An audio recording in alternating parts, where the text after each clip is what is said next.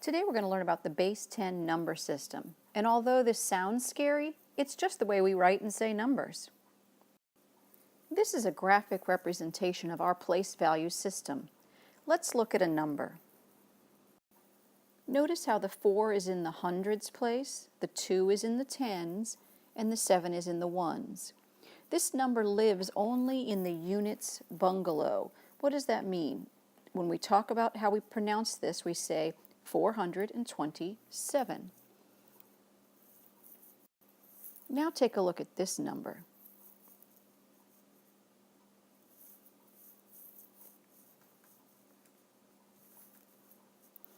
Notice how when we say this number, we say 27,941. That time we said thousand because 27 lives in the thousands house, and the units bungalow, we just say the number is 941. Can you tell what's missing from this representation? It's the comma. The comma should be right here between the houses. Let's take a look and see if that helps.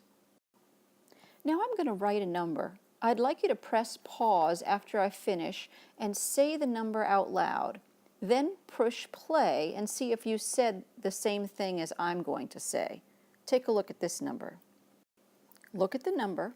Now press pause and see if you can say it. Push play after you have. How did you do? Did you say 296,348? Excellent. When the numbers seem to get big, I like to think of them as a group of numbers like this one, 296. Then I say the name of the house that it lived in because the comma tells me the name, thousands. And then I think of the 348. Let's try another one. Remember to say the three numbers together, the house that it lives in, and then the last three numbers. Hit pause, say it, and then push play.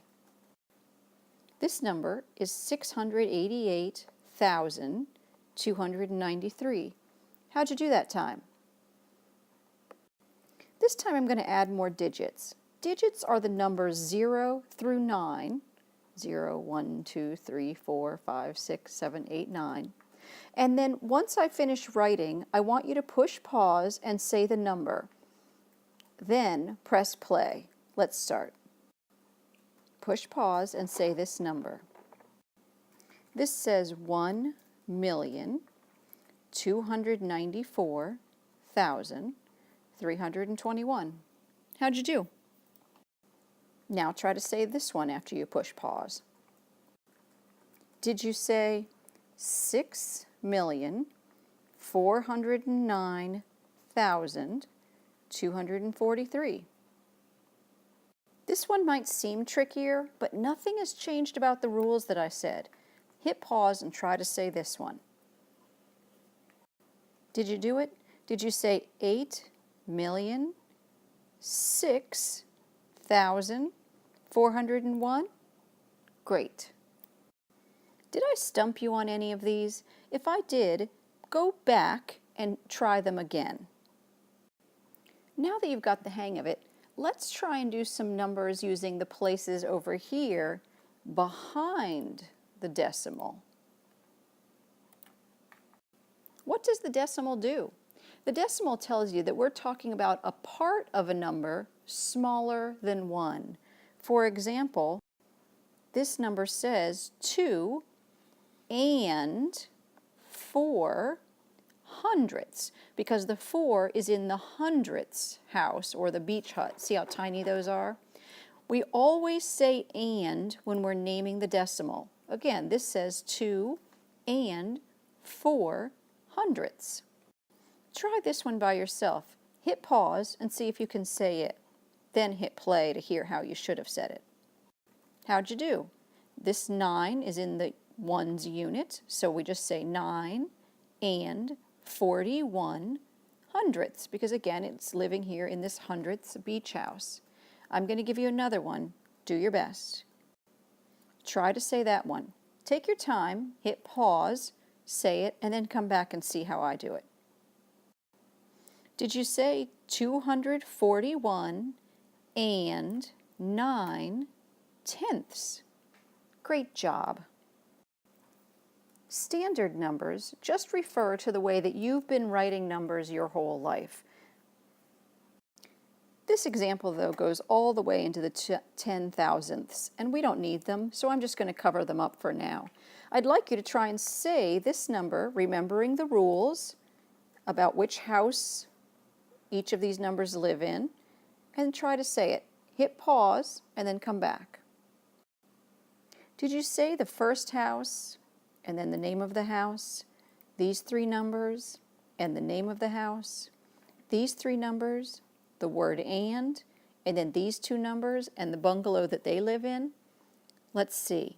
Did you say 1,342,365 and 14 hundredths?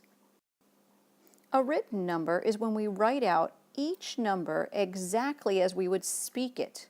Try reading this number and then jot it down on a piece of notebook paper.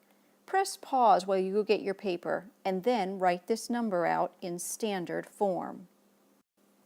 Did yours look like this?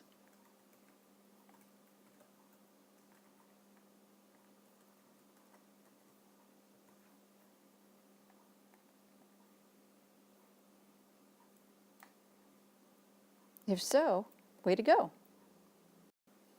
Expanded numbers are when we stretch out a number and show its place value by displaying the number that it's multiplied by to equal its value. For example, if I have 1 times 1 million, how much would that be? Would it equal 1 million? Yes, it would.